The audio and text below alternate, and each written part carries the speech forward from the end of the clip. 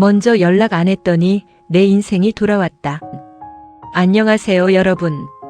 오늘도 이 자리에 함께 해주셔서 진심으로 감사합니다.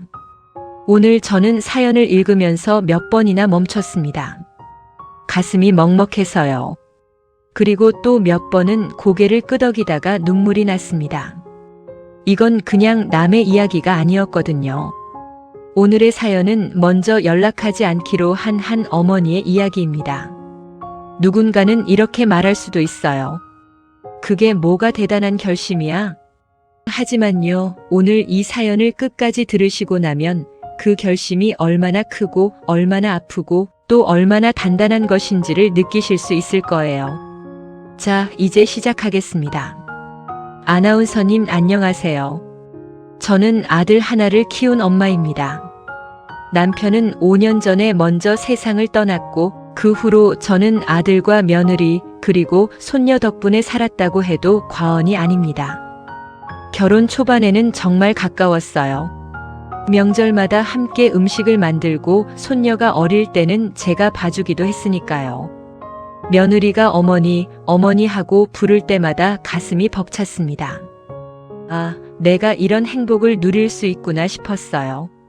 그런데 언제부터인가 달라졌습니다.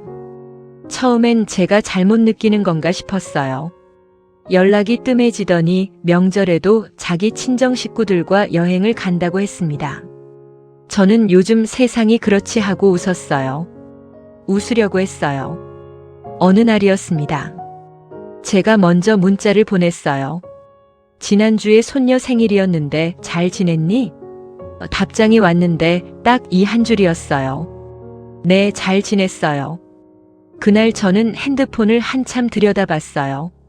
뭔가 더 올까 싶어서요. 안 왔습니다.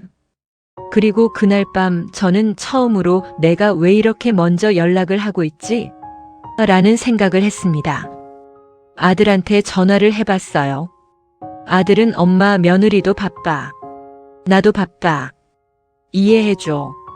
라고 했습니다. 맞아요. 다 바쁘죠. 저는 알아요. 그런데요, 아나운서님. 저는 바쁜 게 문제가 아니에요. 바쁜데 연락이 안 오는 게 섭섭한 게 아니에요. 제가 속상한 건 제가 기다리는 사람이 되어버렸다는 거예요. 내가 언제부터 이렇게 됐나 싶어서요. 그래서 저는 결심했습니다. 더 이상 먼저 연락하지 않겠다고요. 처음엔 서운한 마음으로 시작한 결심이었어요. 삐진 거죠, 솔직히. 그런데 신기하게도 시간이 지나면서 제 마음이 조금씩 달라졌습니다. 먼저 연락을 안 하니까 기다림이 없어졌어요. 기다림이 없으니 실망도 없었습니다. 그리고 저는 그 빈 시간에 오랫동안 못했던 것들을 하기 시작했어요. 동네 문화센터에서 수채화를 배웠어요. 혼자 기차를 타고 전주에 다녀왔어요. 오래된 친구에게 편지를 썼어요. 50년 만에요. 그리고 어느 날 며느리한테서 먼저 연락이 왔어요. 어머니, 요즘 잘 지내세요? 제가 너무 연락을 못 드렸죠? 짧은 문자였지만 저는 오랜만에 마음이 따뜻해졌습니다. 이상하죠? 덜 매달렸더니 오히려 관계가 숨을 쉬는 것 같았어요. 저는 이제 그 사랑을 조금 다른 방식으로 표현하려고 합니다. 기다리는 사람이 아니라 충분한 사람으로 있는 것. 이제 저는 제 삶의 주인공이 되려고 합니다. 우리 조금만 내려놓아요. 그래도 괜찮아요. 대독하는 내내 목이 자꾸 메었습니다. 네, 잘 지냈어요. 이 5글자 앞에서 얼마나 오래 서 계셨을까요?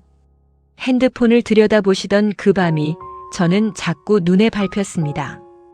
첫 번째, 오늘 이 말씀을 꼭 드리고 싶어요. 먼저 연락하지 않겠다는 결심, 그것은 삐진 게 아닙니다. 그것은 자기 자신을 지키려는 용기입니다. 우리 세대는 사랑은 먼저 주는 것이라고 배웠어요. 그래서 먼저 전화하고, 먼저 챙기고, 먼저 손을 내미는 걸 당연하게 여겼습니다. 그런데 그 먼저가 언제부턴가 기다림이 되어버릴 때가 있어요. 기다림이 습관이 되면 내 삶이 남의 반응에 달려있게 됩니다. 순자 어머니는 그 패턴을 끊으셨어요. 그게 얼마나 어려운 일인지 저는 압니다. 두 번째, 세대 차이는 극복하는 게 아니라 인정하는 것입니다. 지금의 30, 40대는 다른 세상에서 자랐습니다. 전화 한 통 대신 카톡 이모티콘 하나로 마음을 전하고 명절보다 각자의 루틴을 중요하게 여겨요. 이걸 요즘 애들이 버릇 없다고 보면 평생 상처받아요. 하지만 저 애들은 원래 이런 방식이구나 하고 인정하면 그만큼 상처도 줄어듭니다. 쿨한 시부모가 된다는 건 냉담해지는 게 아닙니다. 있는 그대로를 받아들이는 능력을 키우는 거예요. 세 번째, 그리고 오늘 가장 드리고 싶은 말씀은 당신의 인생은 자녀의 연락을 기다리기엔 너무나 빛납니다. 수채화, 전주 여행, 50년 만의 편지, 그건 단순히 시간을 때운 것이 아닙니다.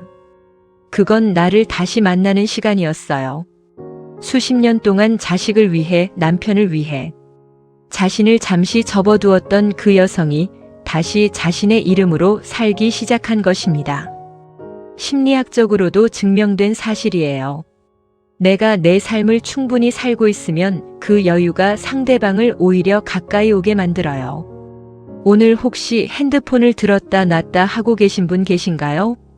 먼저 연락을 해야 하나 말아야 하나 고민하고 계신 분 계신가요? 그 핸드폰 잠깐 내려놓으세요. 대신 오늘 당신이 오래전에 하고 싶었던 것을 하나만 떠올려 보세요. 그림이어도 좋고 산책이어도 좋고 오랜 친구에게 안부를 묻는 것도 좋아요. 당신이 좋아하는 걸로 하루를 채우는 것, 그게 당신 인생을 되찾는 첫걸음입니다. 자녀와의 거리두기는 자녀를 포기하는 게 아닙니다.